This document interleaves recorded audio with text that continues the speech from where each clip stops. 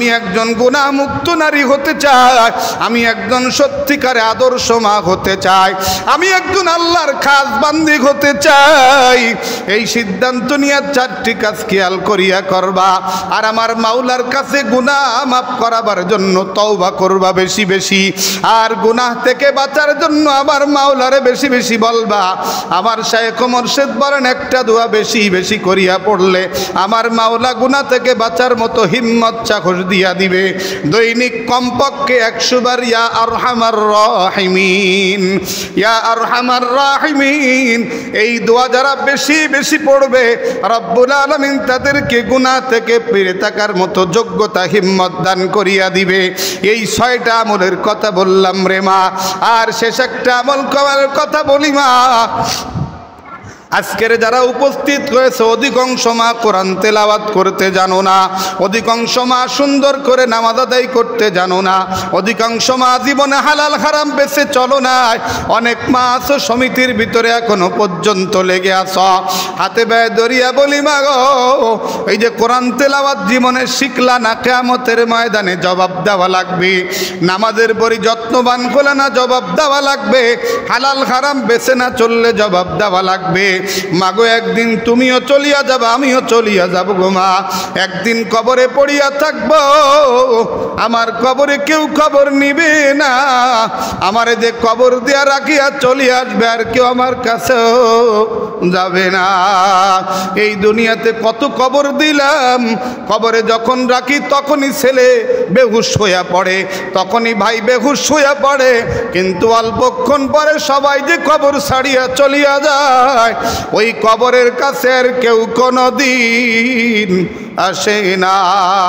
তুমি আর আমি ইন্তেকালের কারণে আমাদের দুনিয়ার নেকির সকল দরজা বন্ধ হয়ে গেল গো মা। কিন্তু আমার মাওলায়ে কারীম দয়া করিয়া হাবিবে পাককে জানাইছেন, হাবিব আপনি বলে দেন আপনার উম্মতরা যদি 3টা কাজ করে তাইলে সে মারা যাওয়ার পরেও তার আমল নামা জারি থাকবে। 1 নম্বরে আল্লাহর রাসূল বলেন সাদাকাতুন জারিয়া। আল্লাহু আকবার। দুনিয়ার জীবনে বেঁচে থাকতে তোমার হায়াতের সম্পদ দিয়া তুমি একটা সাদাকায়ে জারিয়ার ফুয়ারা চালু করিয়া যাও। সাদাকায়ে জারিয়া আল্লাহ পাকের কোরআনের প্রচার প্রসারের জন্য মাদ্রাসা কায়েম করা, বিল্ডিং নির্মাণ করা, মাদ্রাসার বোর্ডিং পরিচালনা, এতিম অনাথ গরিব ছাত্রদের লেখাপড়ার ব্যবস্থা করা, এটা একটা সাদাকায়ে জারিয়া।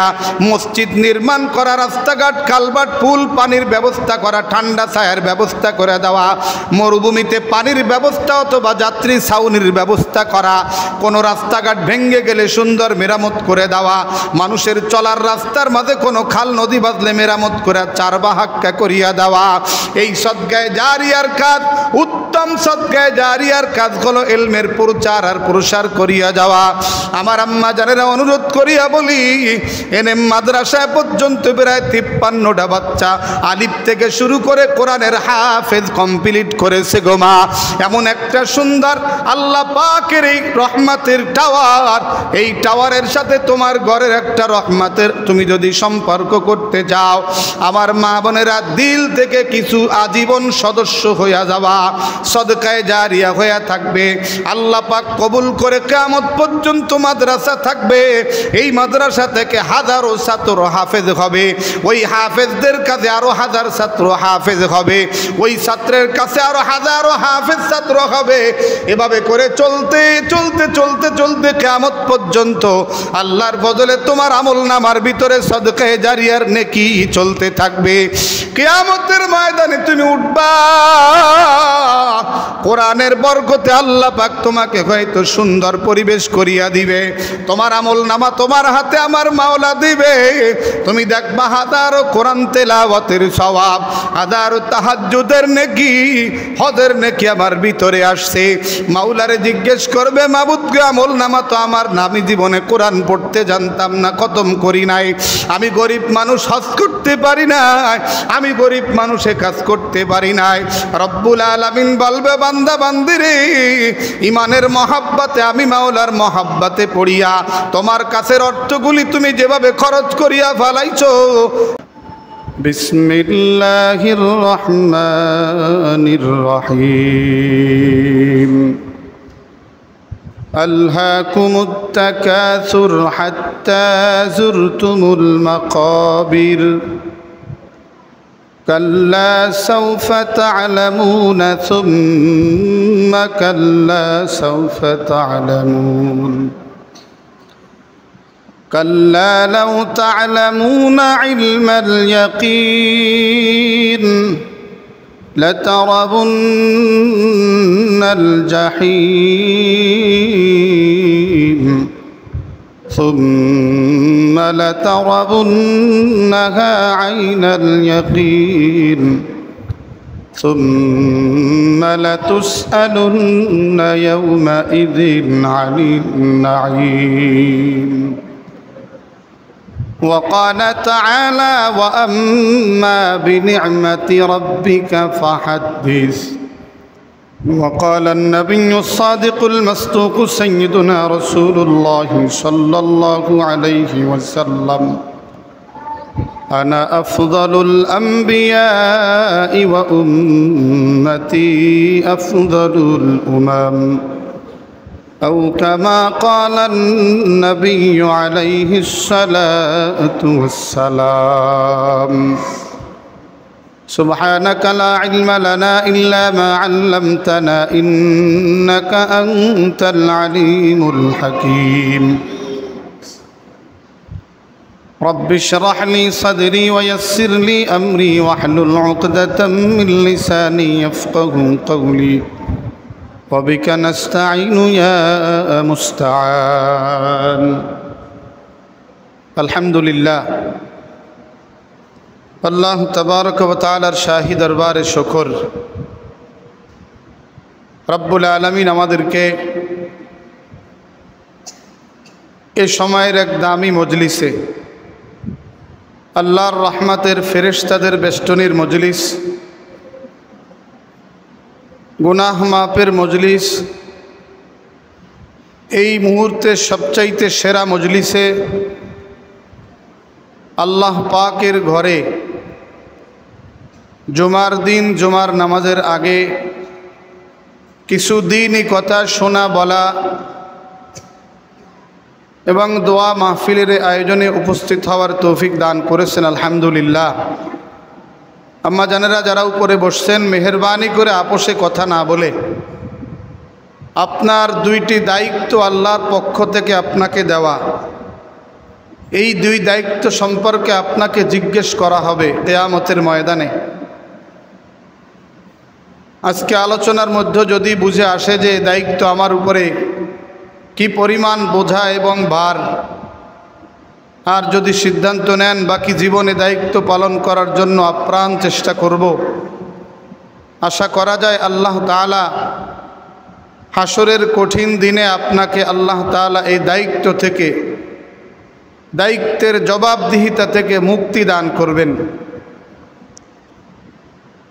বিশেষ করে যেই দিনই প্রতিষ্ঠানে আমাদের আজকে বসা, আমরা এখনো পর্যন্ত দিনই প্রতিষ্ঠান বা কোরআনী মাদ্রাসার প্রতি যেই পরিমাণ আত্মবিশ্বাসী হওয়া দরকার আমরা অনেকে হতে পারি নাই। দাওয়াত পেয়ে অনেক মা বোন কথা শুনতে আসে, দিনই কথা শুনে তালিমের মজলিসে আসে, কিন্তু নিজেকেও যেমন পারে নাই আল্লাহর কাছে আল্লাহর বান্দি হিসেবে পেশ করতে, সন্তানগুলাকেও পারে নাই। আর এ কারণে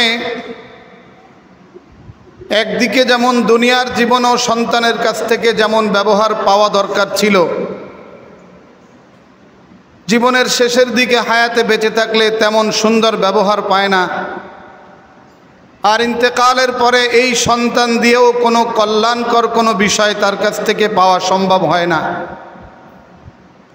বাহির দিয়া এনএম মাদ্রাসা সহ যত মাদারিস আল্লাহ জমিনে রেখেছেন সব মাদ্রাসাগুলি মাদারিসগুলি মুসলমানের সন্তানকে জান্নাতি মানুষ বানাবার এক বিশেষ কারখানা।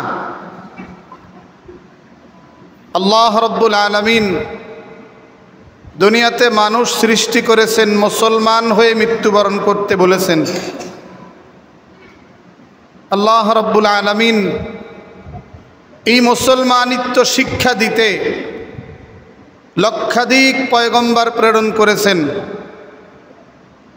সর্বপ্রথম পয়গম্বর আদম আলাইহিস সালাম, সর্বশেষ সর্বশ্রেষ্ঠ সবচেয়ে দামি সৈয়দুল কৌনাইন, সাকিয়ে মাহশর, সাকিয়ে কাউসার, মদিনাহ কা তাজেদার মুহাম্মদুর রাসূলুল্লাহ সাল্লাল্লাহু আলাইহি ওয়াসাল্লামকে প্রেরণ করেছেন। রব্বুল আলামিন নবী পাকের প্রেরণ এক আয়াতে আল্লাহ বলেন, লাকাদ মান্নাল্লাহু আলাল মুমিনিনা ইয বা'সা ফীহিম রাসূলা। আল্লাহ বলেন নবী প্রেরণ করাটা আমি মুমিনদের পরে দয়া করেছি। মুমিনদের পরে অনেক বড় দয়া এটা নবী প্রেরণ। আল্লাহ যদি নবী প্রেরণ না করতেন, বান্দার জন্য আল্লাহকে চিনে জান্নাতের পথ সহজে চিনে আল্লাহকে সন্তুষ্টি সহজে করার রাস্তা চেনার কোনো উপায় মানুষের ছিল না। হযরত রাসূল করিম সাল্লাল্লাহু আলাইহি ওয়াসাল্লাম আল্লাহর পক্ষ থেকে নবুয়তের মিশন নিয়ে যখন কাজ শুরু করেছিলেন, সর্বপ্রথম কাজ ছিল কোরআনে পাকের তেলাওয়াত করা মানুষের সামনে। নবুয়তি মিশনের 4 কাজের প্রথম কাজ রাসূল আকরাম সাল্লাল্লাহু আলাইহি ওয়াসাল্লাম মানুষের সামনে বেশি বেশি কোরআনে পাকের তেলাওয়াত। 2 নম্বর কাজ ছিল কোরআন শিক্ষা দেওয়া, ওয়া ইউআল্লিমুহুল কিতাব। 2 নম্বর কাজ নবুয়তের মিশনের কোরআনুল কারীম শিক্ষা দেওয়া সর্বস্তরের মানুষকে।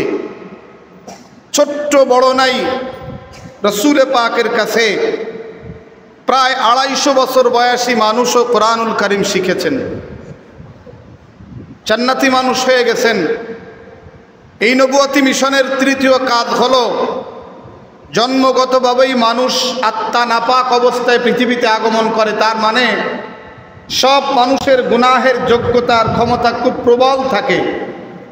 সমস্ত মানুষ জন্মগতভাবে বামপন্থী থাকে, যা কিছু দেবেন বাম হাত দিয়ে ধরে, যা কিছু করেন বাম দিয়ে করে। কিন্তু এই মানুষকে আবার ডাইনপন্থী বানানো, এটা হলো আত্মশুদ্ধির বিষয়। তার নফসের চাহিদাকে মিটায়া, নফসের চাহিদাকে ভুলণ্ঠিত করে দিয়ে দমায় করে রুহানিয়াতের চাহিদাকে বৃদ্ধি করে মানুষকে ফেরেশতার থেকেও দামি বানানোর এক কৌশলের নাম হলো তাজকিয়া। নবী পাকের এটা নবুয়তের তৃতীয় মিশন।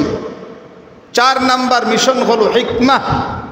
মানুষ জন্মের পর থেকে মৃত্যু পর্যন্ত তার এই হায়াতের জিন্দেগি আল্লাহর সন্তুষ্টি মোতাবেক চলার জন্য যেই কাইফিয়াত, যেই পথ, যেই পন্থা, যেই পদ্ধতি, যেই নিয়ম, যেই কানুন, এটা হলো সুন্নাতে নববী, যাকে হিকমত বলে সহজে বোঝায়। এই সুন্নাতে নববীর উপরে ছোট্ট থেকে ছোট্ট মানুষ থেকে যদি বৃদ্ধ পর্যন্ত নিজের জীবনকে রঙিন করে রব্বুল আলামিনের ঘোষণা, ওয়া ইন তুতিউহু তাহতাদু, তুমি যদি আমার নবীর অনুসরণ করো হেদায়েত তোমার গলায় আমি পরায় দিব। সুবহানাল্লাহ। এই 4 মিশন নিয়ে নবী পাক সাল্লাল্লাহু আলাইহি ওয়াসাল্লাম 23 বছর যাবত শুধুমাত্র কোরআনের জন্য, যারা উপরে বসে আছেন আম্মা জানেরা, এখনো যারা অনেক বড় মোবাইল পাগল, যারা নাটক পাগল, যারা টিকটক পাগল, যারা মানে নেশার মতো চলে, সব বাদ দিয়ে টিকটক, নেশা, নাটক, গান বাজনা, সিনেমা আরও অনেক অনেক কিছু নিয়ে যারা থাকেন, আপনি হাবিবে পাকের উম্মত, আল্লাহর হাবিবের উম্মত হিসেবে আপনি এখনো পর্যন্ত বুঝতে চেষ্টা করেন নাই নবী পাক আমার জন্য কি করেছেন। রাসূল আকরাম সাল্লাল্লাহু আলাইহি ওয়াসাল্লামের কাছে রব্বুল আলামিন ওহী প্রেরণ করেছেন অবর্ণনীয় নির্যাতন থেকে মনের সান্ত্বনা দিতে, নবী পাকের কাজের গতি, নবুয়তি মিশনের গতি বাড়াতে। আল্লাহ বলেন ওয়ালা সাউফা ইউতিকা রাব্বুকা ফাতারদা, এর আগে বলেন ওয়ালাল আখিরাতু খায়রুল লাকা মিনাল উলা। নবী আপনি বিচলিত হবেন না।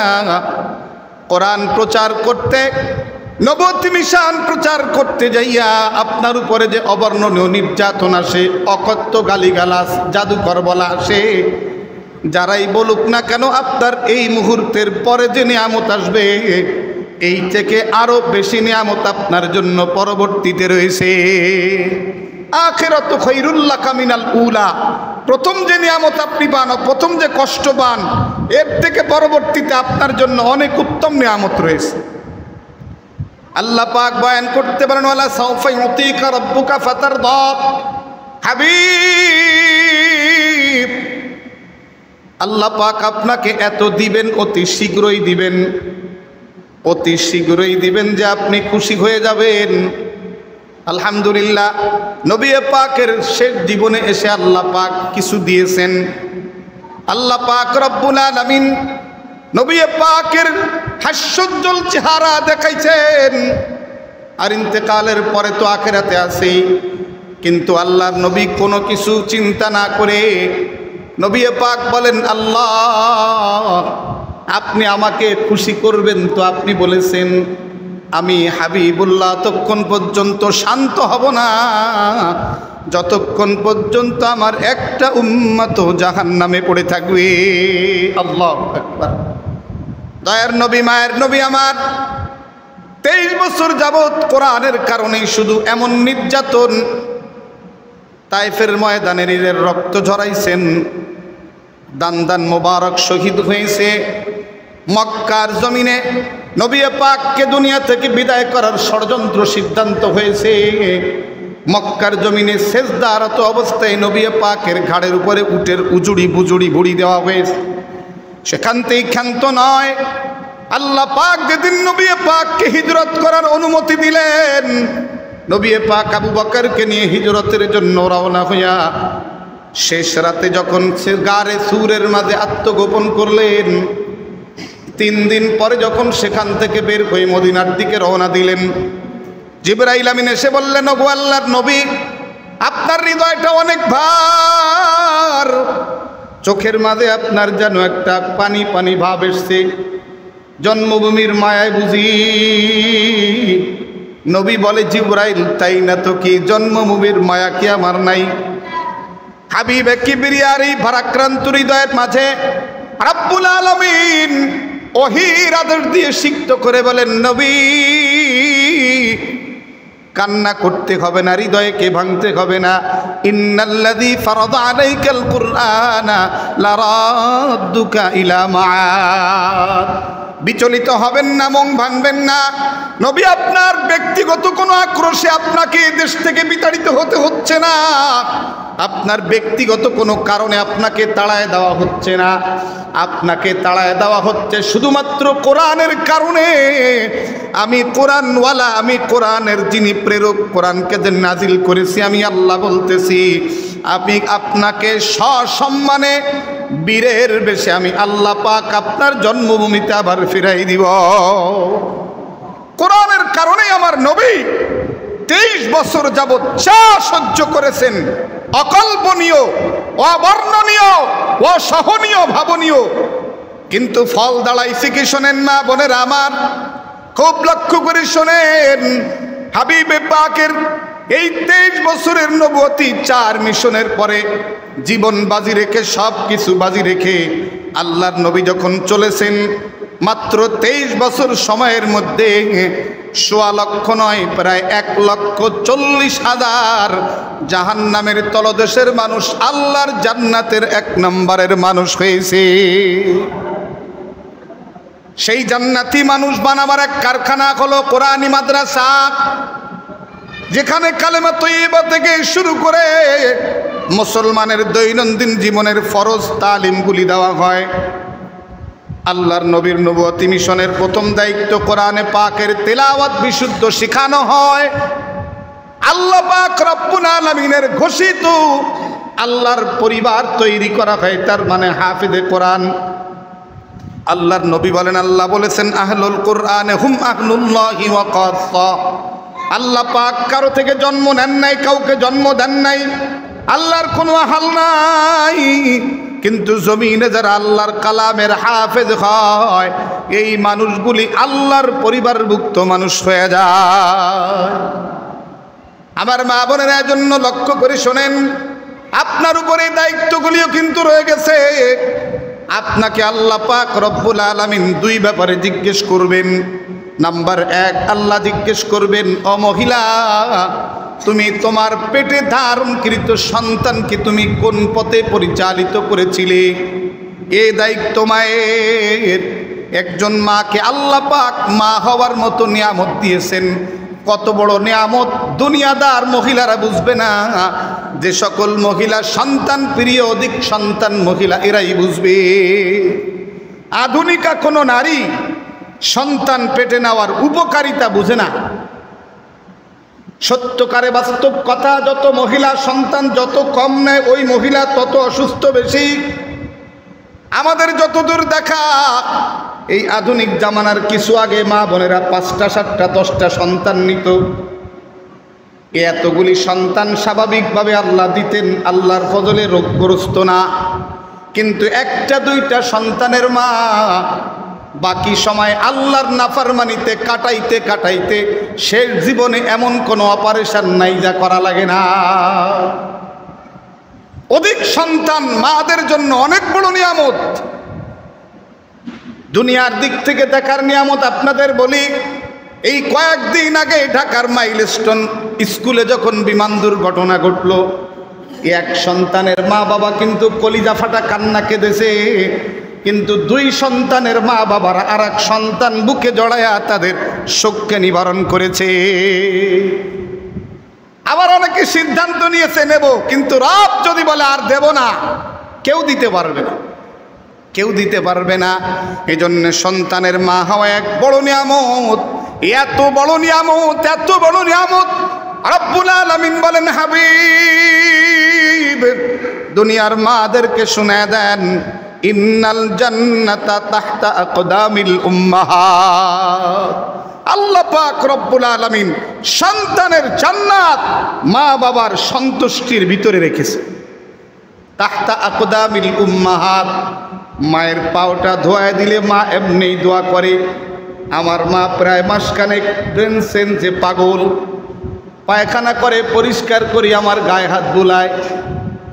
হঠাৎ করে ঘর থেকে নেমে কাদা মাখায় ফেলে, কোলে করে চেয়ারে বসায় যখন পাটা ধোয়া দেই, এই পাগল দেখে আমার মাথার ভিতরে হাত দিয়া দিয়া যেন আমার এক শান্তির পরশে ডেকে দেয়। আমার কলিজার মাঝে মন লাগে, পাগল মানুষ দোয়া করতে পারে না, কিন্তু রব আমার মায়ের কলিজার হাতের দিকে তাকায়া যেন আল্লাহ পাক রহমতের দরজা খুলে দেয়। এই জন্য মা অনেক বড় নিয়ামত। এই নিয়ামতের জবাব দিতে হবে। আল্লাহ বলেন, সুম্মা লাতুসআলুন্না ইয়াওমাইযিন আনিন নাঈম। কিয়ামতের ময়দানে তোমাকে এই নিয়ামত সম্পর্কে জিজ্ঞেস করা হবে। মা সন্তান সবাইকে আল্লাহ দেয় না। আল্লাহ পাক সন্তান দিলেন, কিন্তু মা তুমি তোমার সন্তানটাকে মুসলমান বানাও নাই, তোমার সন্তানটাকে তোমার মতো বানাইছো। তার মানে তুমিও যেমন দুনিয়া ভোগী মা। ফজরের নামাজ তুমি পড়ো না, দুনিয়া ভোগ করতে ঘুমায় থাকো। জোহরের নামাজ পড়ো না, দুনিয়ার কাজে দুনিয়া ভোগে মত্ত থাকো। আসরের নামাজও পড়ো না, দুনিয়ার আজেবাজে কাজে থাকো। মাগরিব পড়ো না, ইশা পড়ো না। তুমিও যেমন তোমার সন্তানটাকেও তেমন দুনিয়া ভোগী বানাইয়া তুমি মা তোমার নিজের হাতেই যেন সন্তানটাকে জাহান্নামী বানাইতেছ।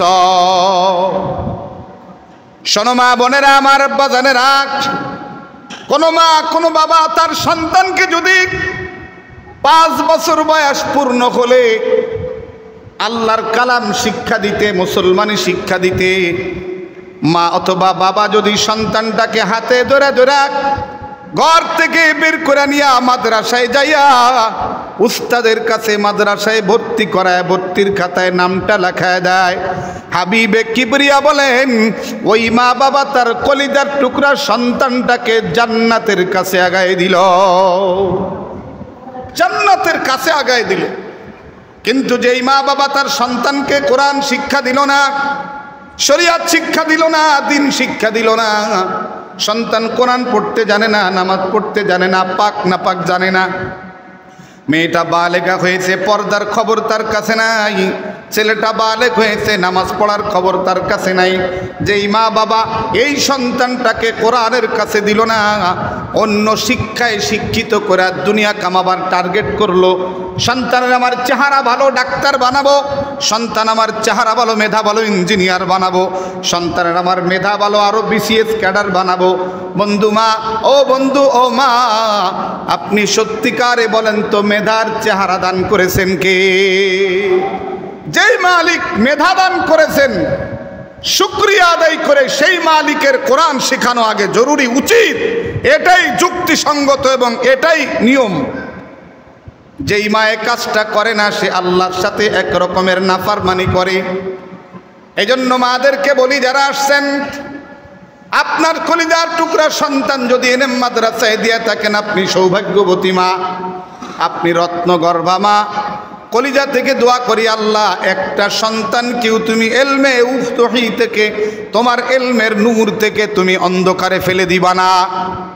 2 নম্বরে দোয়া করি, এই মাদ্রাসায় যতগুলি সন্তান মাদ্রাসার শুরু লগ্ন থেকে পর্যন্ত এসে অনেকে বা আমল কোরআনের হাফেজ হয়ে চলে গেছে, আল্লাহ পাক রব্বুল আলামিন ওই সকল হাফেজদের জীবনের নেকির একটা অংশ যেন এই মাদ্রাসার শুরু থেকে পর্যন্ত যারা সহযোগিতার হাত বাড়ায়া হাসি মুখ দিয়া ডাক দিলে উপস্থিত হইয়া মাওলানা ইমরান বিন লুৎফারের পাশে থেকে কোরআনের এই বাগানটাকে সাজাতে সহযোগিতা করেছে, আল্লাহ পাক তাদেরকে যেন জাযা খায়ের দান করে দেই, বলেন আমিন।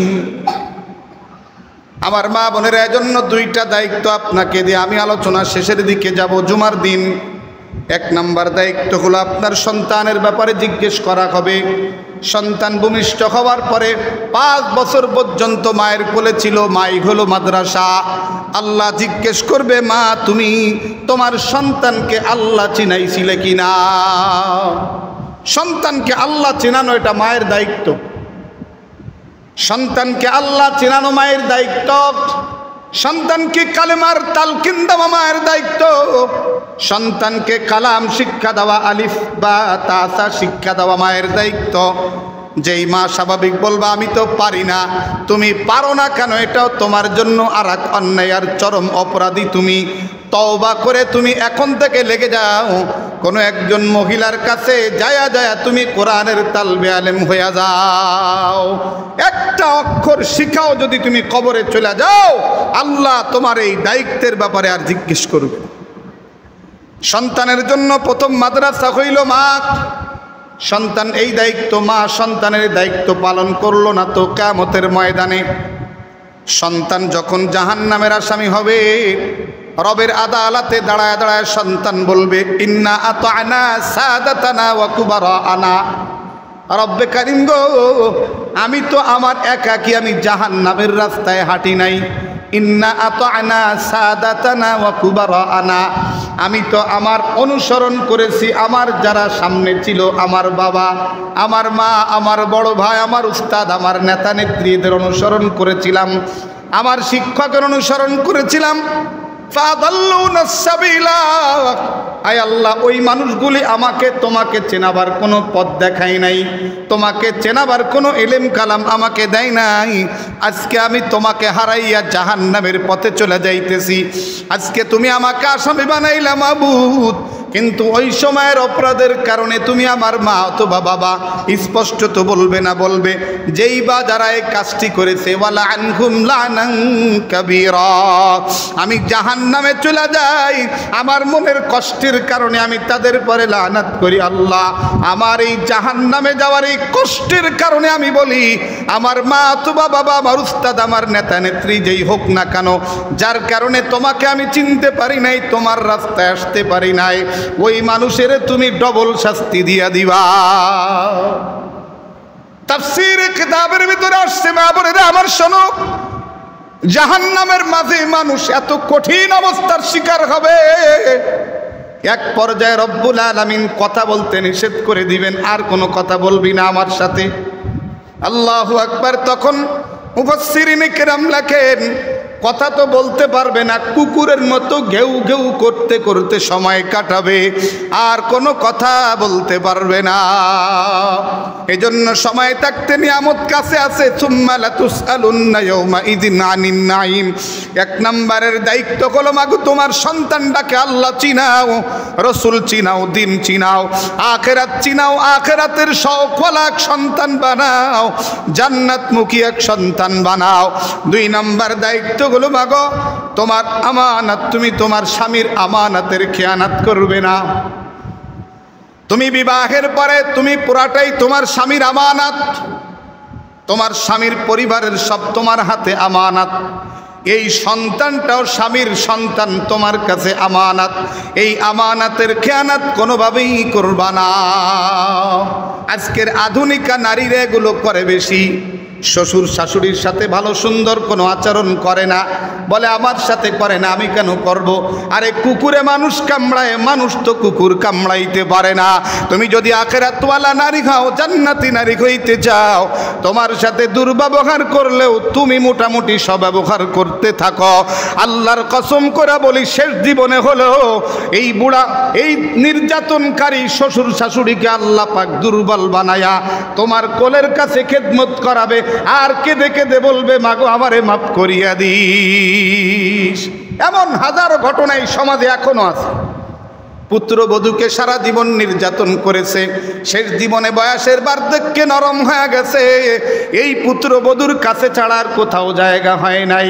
এই পুত্রবধূর কাছে থাকে, আর ফাঁকে ফাঁকে যখন খেদমত করে তখন কান্না করে, আর গায়ে মাথায় হাত বুলায় বলে মাগো আমারে মাফ করে দিস, তুই আমারে মাফ করে দিস। কারণ তখন মনে পড়ে আমি কত দুর্ব্যবহার করেছি। এজন্য বলি, শ্বশুর শাশুড়ির সাথে দুর্ব্যবহার তুমি করবা না। সহ্য করতে না পারলে আড়াল হয়ে যাবা, কিন্তু বাজে কথা দুর্ব্যবহার করবা না। দুই নাম্বার, তোমার এই ফ্যামিলির যারা আছে সবাই তোমার স্বামীর সাথে রক্তের সম্পর্ক, যারা তোমার কাছ থেকে ভালো কিছু চায়, খারাপ কিছু নিতে চায় না। তুমি তোমার তৌফিক অনুযায়ী তাদের সাথে ভালো কিছু করবা, খারাপ করবা না। স্বামীর পুরাপুরি মাল সম্পদ সংসার আমানতের খেয়ানত করবা না। এমনকি তোমার চরিত্র, তোমার ব্যবহার, তোমার আলাপের খেয়ানত করবা না। এই অ্যান্ড্রয়েড সেটের যুগে আসার কারণে অনেক মহিলা যখন বাড়ি থেকে বের হয় মনে হয় একজন রাবেয়া বসরিয়া, কিন্তু আল্লাহর কসম তার স্বামী তারপরে খুশি না। অনেক মহিলা এই বোরকায় আবাদ মস্তক ঢাইকা, স্বামী কষ্টে অর্জিত টাকা দিয়া মোবাইলে এমবি ঢুকায়া সারা রাত নাচ গান দেখে। অনেক মহিলা আছে। আল্লাহু আকবার। মাগো এই খেয়ানত করিও না, আমার মাওলা কিন্তু কড়ায় গন্ডায় হিসাব নিবে। তুমি বলতে পারো হুজুর আমার সাথে ব্যবহার করে, তোমারটা ওই ব্যবহার তুমি বদলা নিতে যেও না। আল্লাহ পাক তোমার খবর জানে, স্বামীরও খবর জানে। রব্বুল আলামিন বলেন, ও বান্দা বান্দিরে, তুমি কি মনে করো আলাম ইয়ালাম বিআন্নাল্লাহা ইয়ারা, তুমি কি এই ধারণা করো যে আল্লাহ দেখে না? না না, দেখে চিন্তা করো না। আমি মালিক তো এমন এক মালিক, লা তাখুযুহু সিনাতুন ওয়ালা নাওম। গভীর রজনীতে, গভীর রজনীতে, গভীর রজনী, গভীর রজনী, যেই সময় মানুষের ঘুমটা বড় কড়া ঘুম হয়, 2, 3টা, 3:30, 4টা, ওই সময় তুমি আমার আল্লাহর একটা ডাক দিবা, আমি মাওলা তোমার ডাকের সাড়া দিয়া দে। একটা ডাক দিবা তুমি। তোমার মাকে ডাকলে মা ডাক শোনার মতো ক্ষমতা নাই, ঘুমের মাঝে আছে। আব্বাকে ডাকবা, আব্বা ঘুমের মাঝে। নেতাকে ফোন দিবা, নেতা অপরিচিত নাম্বার রিসিভ করবে না। কিন্তু আমি মালিক এমন দয়ার মালিক, আমাকে আল্লাহ বলিয়া একটা ডাক দিবা, আমি মাওলার সাথে সাথে লাব্বাইক বলিয়া তোর কাছে হাজির হইয়া যাও। ওই মাওলারে ফাঁকি দিয়া কোনো কিছু করা সম্ভব হবে না। এজন্য মাগো আল্লাহ পাক রব্বুল আলামিন এই 2 দায়িত্বের ব্যাপারে তোমার কাছে জিজ্ঞেস করবে। এক হলো তোমার সন্তানের ব্যাপারে জিজ্ঞাসা, আর এক হলো তোমার স্বামীর আমানতের ব্যাপারে জিজ্ঞাসা করা। এই 2 আমানত, এই 2 দায়িত্বের ব্যাপারে সজাগ থাইকা নিজের জীবনটাকে আখিরাতওয়ালা বানাইয়া লও রে মাগো। অল্প কয়েকদিনের মাঝেই চলিয়া যাওয়া লাগবে। বোরকার ভিতরে থাকো আর বাজারে গুরু কারোর কিন্তু আজরাইল বলিয়া আসবে না। অনেক মা বোনেরা আছে উচ্ছৃঙ্খলতার সীমানা পৌঁছে যায়, চলিয়ে দেয় দুনিয়া থেকে। আল্লাহু আকবার। এজন্য মাগো বলি, আসো নিজেকে একটু মনটা বুঝাইয়া লাও। এই মাদ্রাসার ভিতরে যেই সন্তানগুলি পড়াশোনা করে, আল ইলমে ওহির নূর যেন আল্লাহ তাদেরকে দান করিয়া দেয়। যে সন্তানগুলি হাফেজ হয়ে চলে গেছে, আল্লাহ তাদেরকে কিয়ামত পর্যন্ত কোরআনের পরে মজবুত রাখে। আজকেও যেই চিন্তা ছিল হাফেজে কোরআন হিফজ সুন্দর মতো শেষ করেছে, রব্বুল আলামিন তাদের হিফজকে যেন কবুল করে নেয়। এ মাদ্রাসার জন্য আল্লাহ শুরু থেকে শেষ পর্যন্ত এ পর্যন্ত যারা তিলে তিলে হলেও কিছু দিয়েছে, মালিক তাদের বদলা দিও রব্বুল আলামিন। কোনজন কবরে চলে গেছে, এ মাদ্রাসার কত সদস্য কবরে চলে গেছে, ইমরান ভাইয়ের আব্বাও কবরে চলে গেছে। আল্লাহু আকবার। এরকম কত মানুষ কবরে চলিয়া গেল, আর কোনদিন আসবে না। ওই মানুষগুলির জন্য বিশেষ করে দোয়া করা দরকার। মাগো, তোমাদেরকে মাদ্রাসায় ডেকে আনি মাঝে মাঝে কেন? তোমার দুনিয়ার কোনো চাহিদা পূরণের জন্য না। আল্লাহওয়ালা হইয়া দাও, নাফরমানি ছাড়িয়া দাও, খাঁটি তওবা করিয়া আমার মাওলার গোলাম হইয়া তওবা করিয়া কালেমা পড়তে পড়তে মালিকের কাছে রওনা দাও। শুধু তোমার ইন্তেকাল হতে দেরি।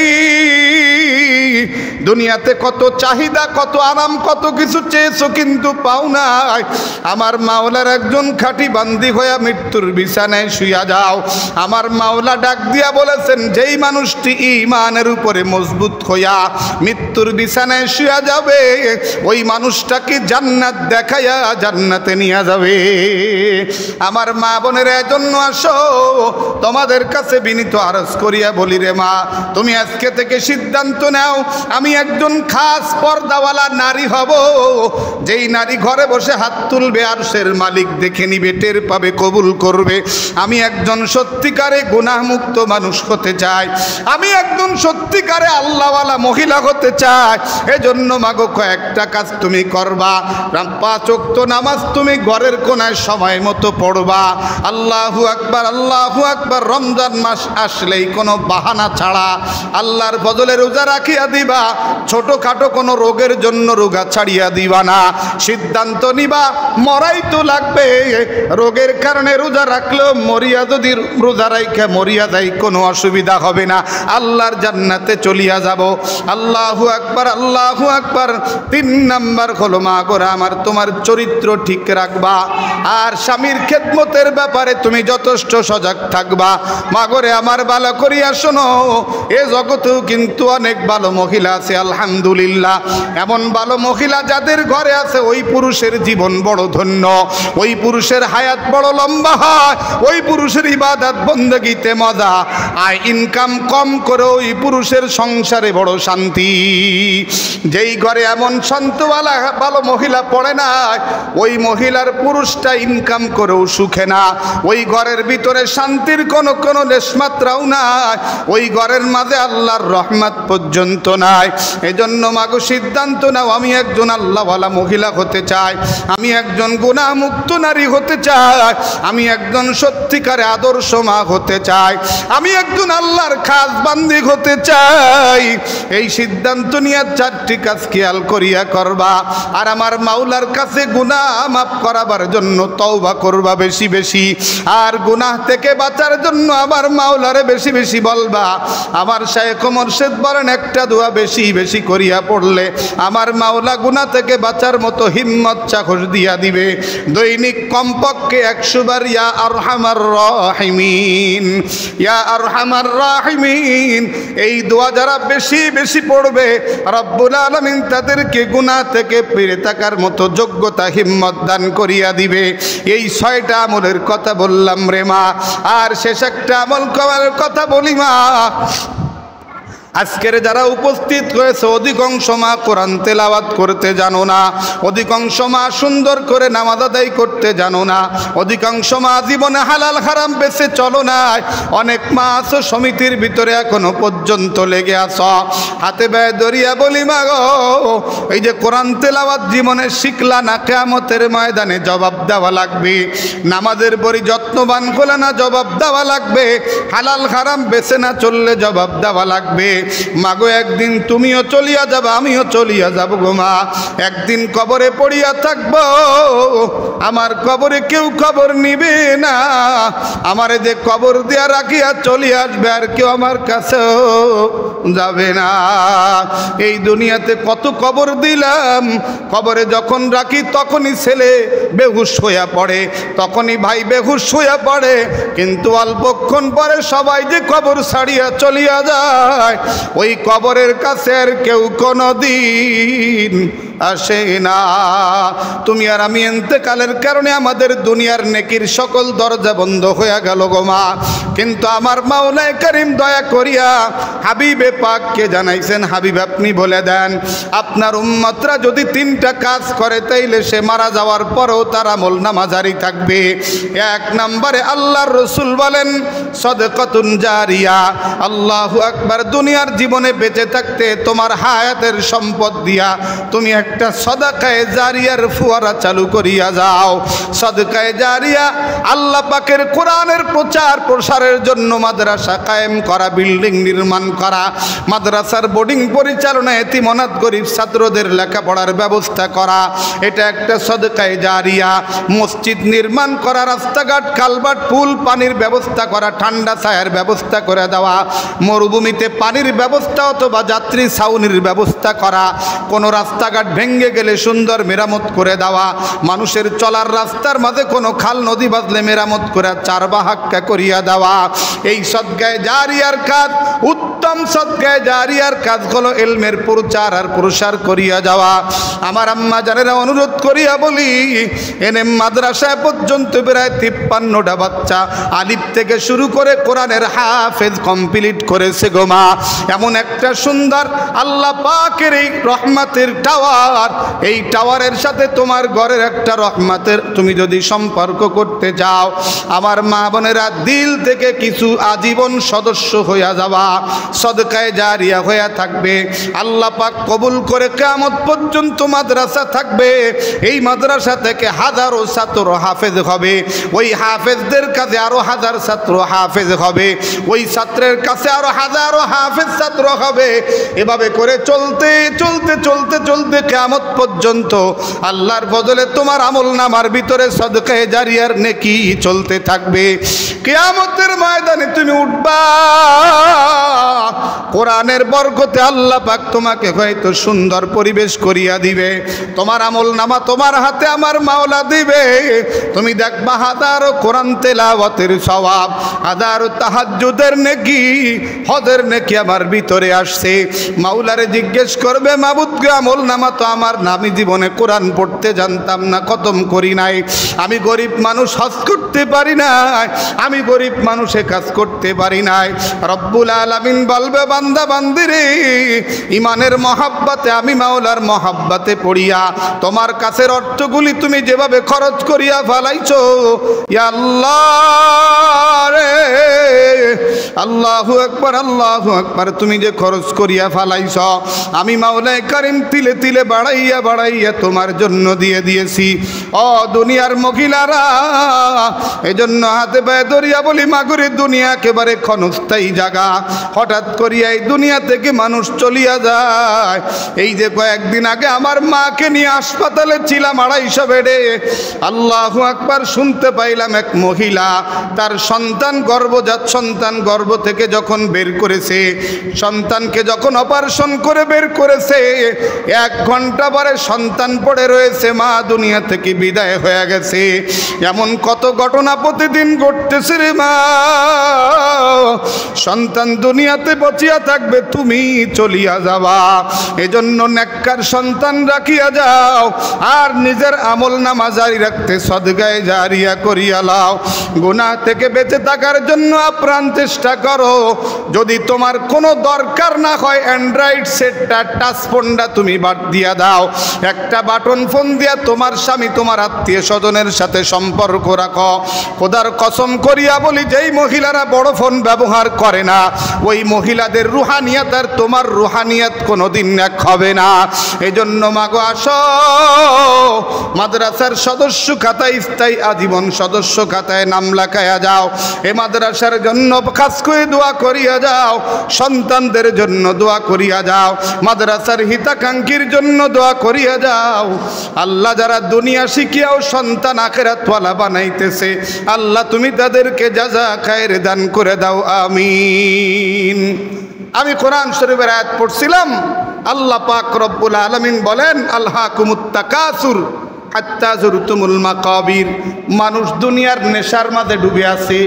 আলহাকুমুত তাকাসুর, দুনিয়া পাওয়া, দুনিয়ার প্রাচুর্য, সোনা গহনা সম্মান কাপড় চোপড়, এর মাঝেই মানুষ ডুবে আছে। হাত্তা যুরতুমুল মাকাবির, এই অবস্থা যে একবার কবর পর্যন্ত সে পৌঁছে যায়। দুনিয়ার টার্গেট পূরণ হয় না, কিন্তু তাকে কবরে যাওয়া লাগে।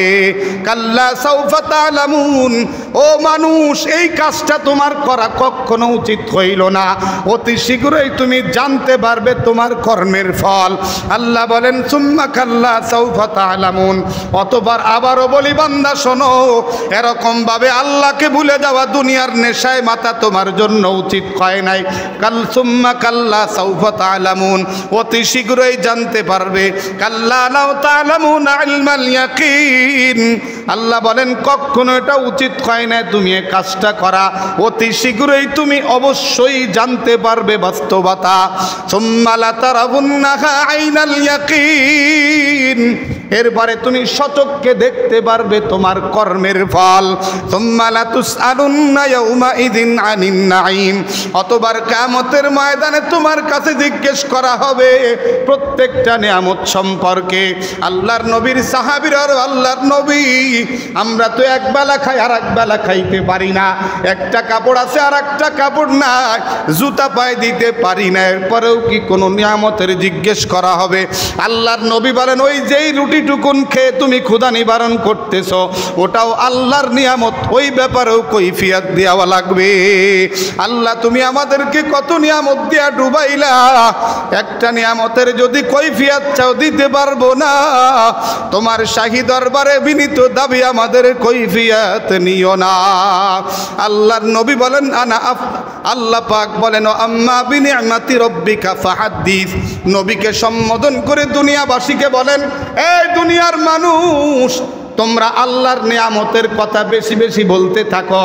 আমার আল্লাহ আমারে বাঁচায় রাখছে, আমার আল্লাহ আমারে সম্পদ দিছে, আমার আল্লাহ আমারে কোরআন দিছে, আমার আল্লাহ আমারে ইলম দিছে, আমার আল্লাহ আমারে এইটা দিছে, আমার আল্লাহ আমারে এটা দিছে। আল্লাহ বলেন তোমরা এটা বলতে থাকো, এটা একটা প্রশংসা করা। আল্লাহর নবী বলেন আনা আফদলুল আম্বিয়া, সমস্ত নবীদের উত্তম নবী হইলাম আমি। ওয়া উম্মতি আফদলুল উমাম, আর আমার উম্মত হইল শ্রেষ্ঠ উম্মত। এজন্য মা গোয়াতে বেদরিয়া বলি এক্ষুনি দোয়া করিয়া দিব, আল্লাহ যেন আমাদের সকলকে তৌফিক দান করে। আমার নবী যে আমাদেরকে উত্তম উম্মত বলেছেন, আমরা যেন সেই সম্মান বজায় রাইখা দুনিয়ার জীবন থেকে আখিরাতের জগতে যাইতে পারি, আমিন।